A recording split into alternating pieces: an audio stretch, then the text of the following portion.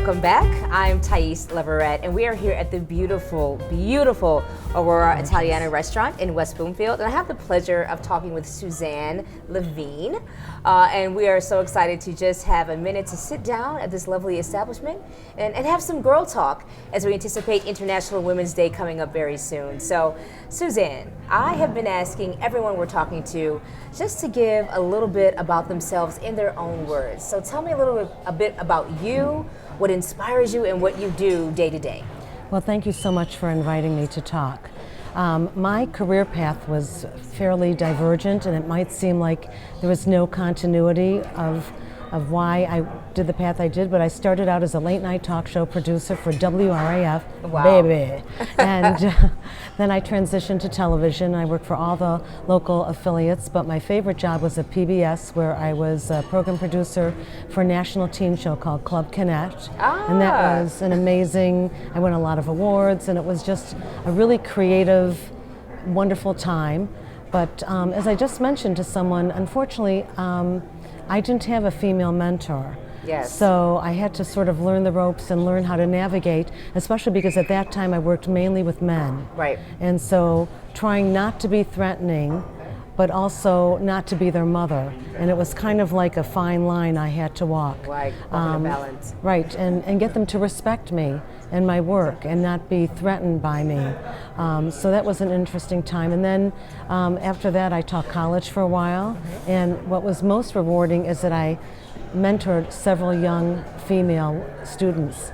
And they came to me and they wanted some help, and I taught them, you know, not only to how to write a resume, but how to go into an interview, because I told people, this is your chance to lose the job, not get it. Absolutely. If they're calling you in, you better know what their mission statement is, what their vision statement is, come up with an idea, even if it's not great. Make sure your belly ring isn't showing. Right. How to dress appropriately. Some of the basics, right? Some of the basics. Lost on people. And it was really great because I made these great relationships with these young women, and they're all very successful right now. And occasionally they'll make a comment on LinkedIn. And then from there, I transitioned into my current job, which is Executive Director of the Greater West Bloomfield Chamber of Commerce. Yes. And quite honestly, when I applied for the job, I really wasn't sure what a Chamber of Commerce did, so I read up on it. Yeah. And I went in with all kinds of ideas, and obviously it worked because I've been there for 10 years. So, Clearly. something clicked. So, and I think I'm very passionate about helping people. There's so many things that I wish I could change in the world. Yeah. But if I can keep you in business another day, week, month, years, and you can feed your family and you have a purpose to your life, then I feel that I've done a great job. So I bill myself as a business matchmaker. I love connecting people and figure out ways. One of my favorite stories is that there was this young guy, he bought a pizza place. Okay. And he wanted to get more business, and I contacted all these real estate agents, and I said, when you sell a house, he said he will I told him, deliver a free pizza to the new home. Oh, wow. Welcome to the neighborhood, and here's a coupon, and here's a pizza. Impactful. So, how great would that be for his business? And it was. So just always trying to think of new creative ways, innovative ways to connect businesses, have interesting networking events, and try to help people in our community thrive and survive, especially since the COVID pandemic really, unfortunately, it really destroyed a lot of new businesses. I was so heartbroken. I really tried to connect them to grants and things, but it just wasn't enough. Yeah, difficult time. So you bring up an interesting point, sitting where you sit right now, and you're seeing the ebb and flow of the community that you love change often. Whether it's from something like a pandemic, whether it's political changes, whether it's financial upturns and downturns. What are some of the things that you have to, whether it's focus on or what kind of gives you what you need to help West Bloomfield navigate those changes that happen so often?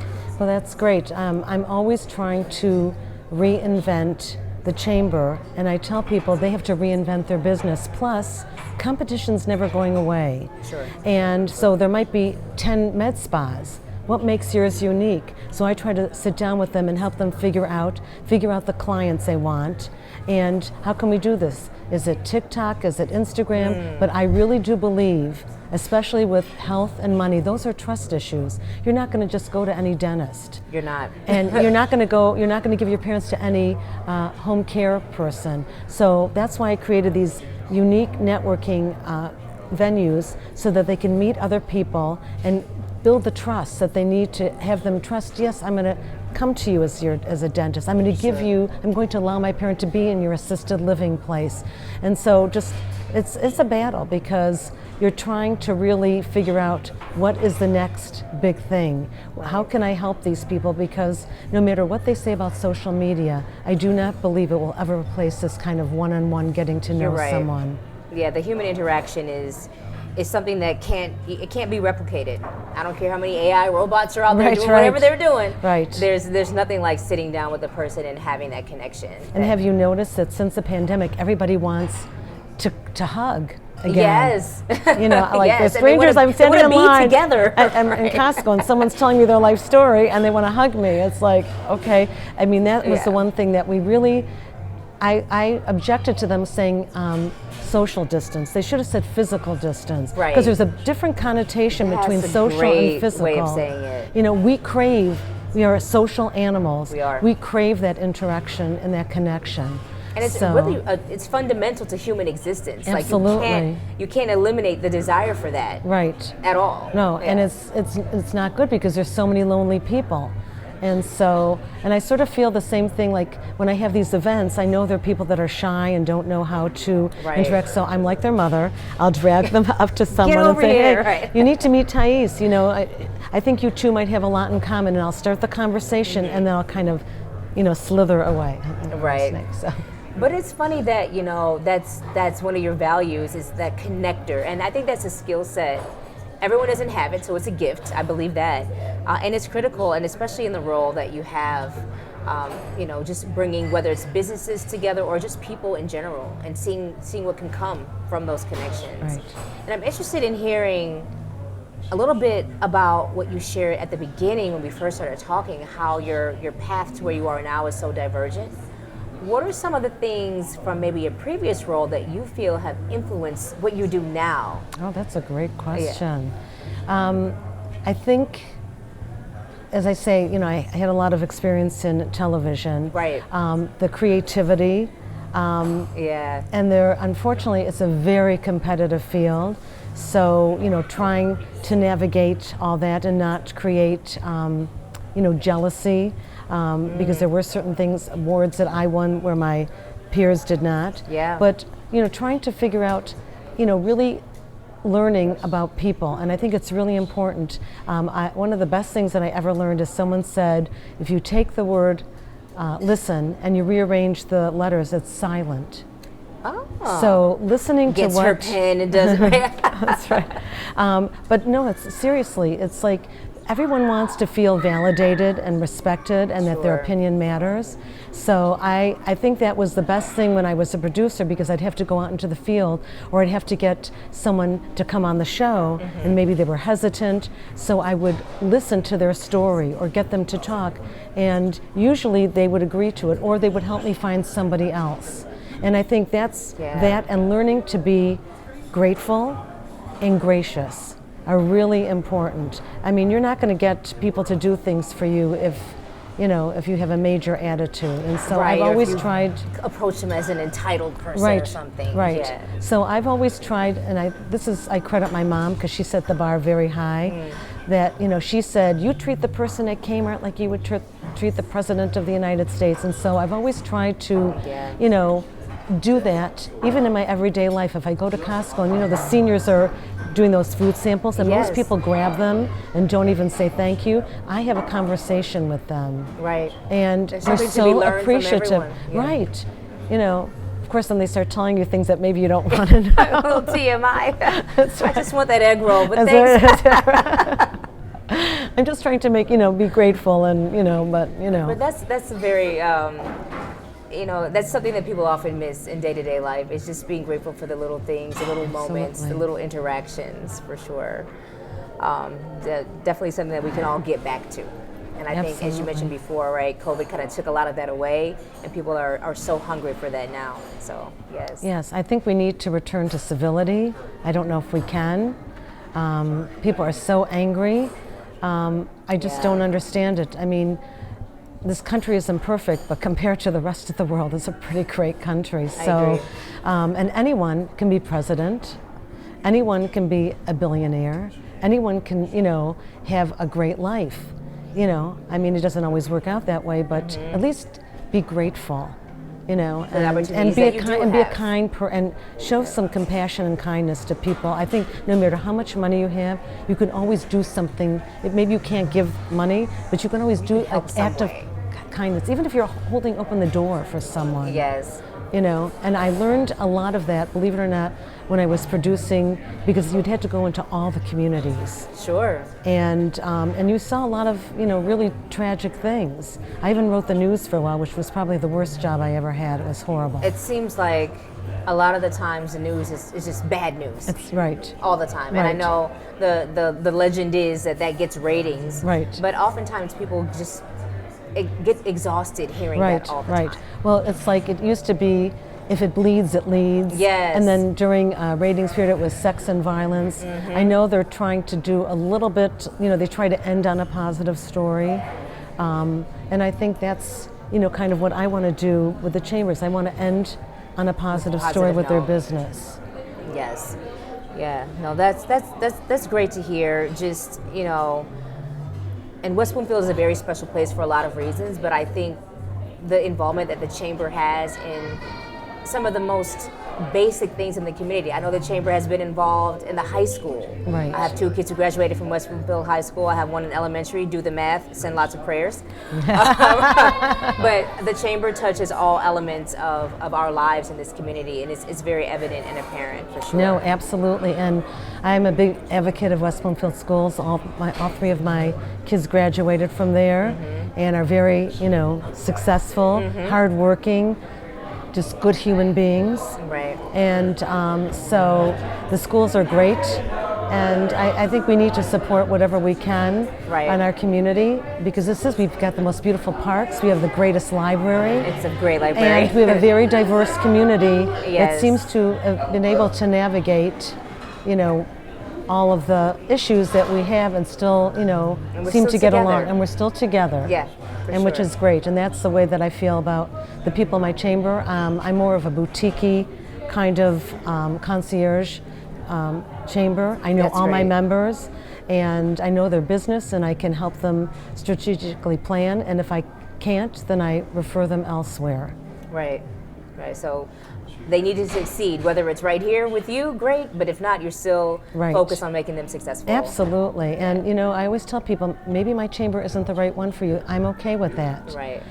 Just like, this might not be the right restaurant, that might not be the right doctor, that might, whatever. Right. And I'm okay with it because I know what I have to offer. Right. And I feel like I have a lot to offer I have a senior resource group that networks, and then I created a talk time where now people can get in front of seniors and give them advice and health advice. That's fantastic. We have a Women's Inspiration Network, a WIN.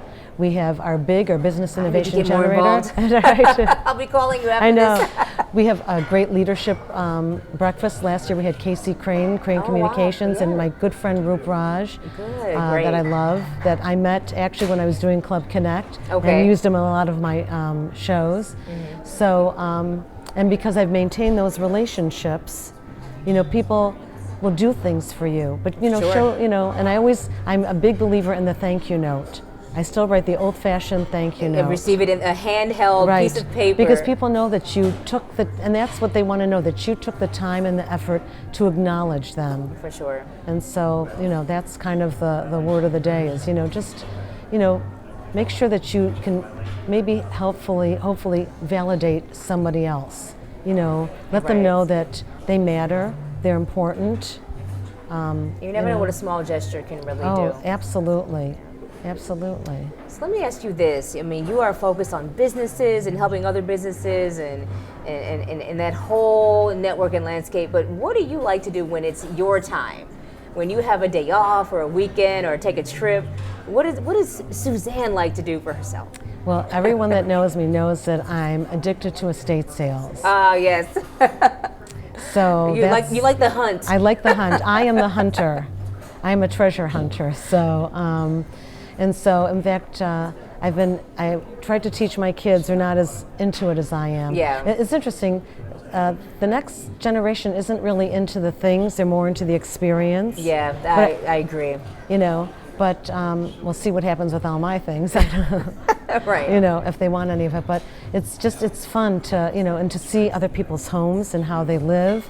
Sure. And then you meet people. You see some of the same people at these, There's a community like, of what did you hunters. get? Yeah, that's right. You know, I'm like stalking the prey, you know. You know, there's a whole art to that. You know? So that's a lot of fun. I love to read. Okay. And I exercise out of necessity and not really desire. Right.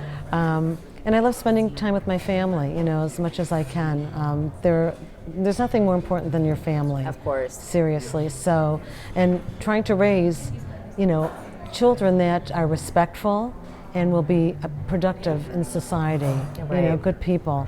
I think that's the most important job that a woman, well, hopefully a man too, that they can do, is raising these children to be of benefit to society. Right. And so, you know, I think I've done a pretty good job. No, that's sound. You know, I always like to hear from other moms. As I mentioned, a mom of 3, and I feel like that's my goal too. I want you to be productive, contribute to society, be able to take care of yourself if I'm not around. Right. But being able to be somebody who is a contributor and does something, whatever it is. It can be small, it can be grandiose. I don't care. No. As long as it's positive. You need a reason to get up in the morning. Right. And I think that's the thing. You see, like, extremely wealthy people and extremely poor have no reason to get up. Yeah. I once watched a documentary with Jamie Johnson. He's the great-great-grandson of Johnson & Johnson. Oh, wow. And he asked his father one day, what should I do with my life? He goes, get a hobby. Yeah.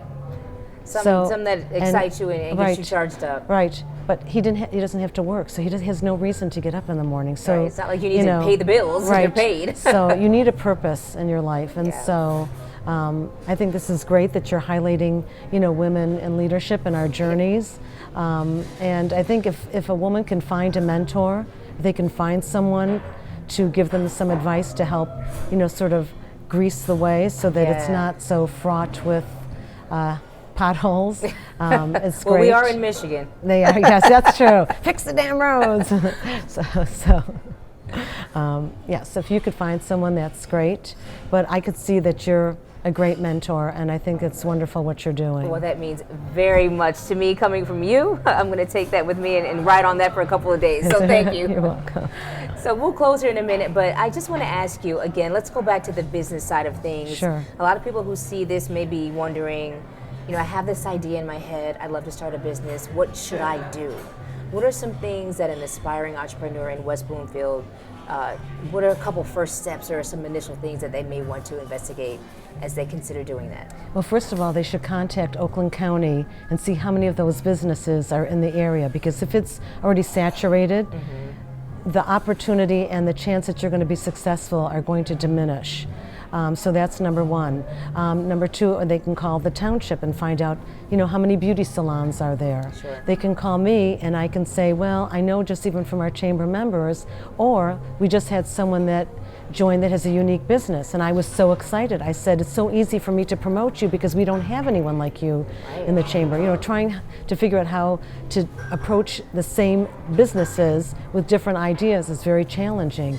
When it's a unique business, you know, it's so easy. So, but there are steps. They shouldn't just jump into a business, and they should have a business plan. And I know that Great Lakes Women's Business Council, it's free. You know, if they're going to be like a 51% owner, a female, they will help guide them. Oakland County 2, Oakland Thrive will help them. And there's so many resources, but they can always call the chamber. They can always call me, and I can help direct them to the right resources to see that, you know, we don't want someone coming in and failing and not being successful. And that it has to be, this is their dream, and then, you know, it fails. It has to be, you know, devastating. So we don't want that. Of course. Well, I thank you so much. We've been talking with Suzanne Levine, a woman who wears many hats in our community, definitely involved with the chamber. So to those aspiring business owners, this is the lady you need to be talking to. And we're sitting here again at the Aurora Italiana restaurant, having conversations with influential women in Michigan in anticipation of International Women's Day. And we're looking forward to more conversations just like the one we've had today. So thank you again. Well, thank you.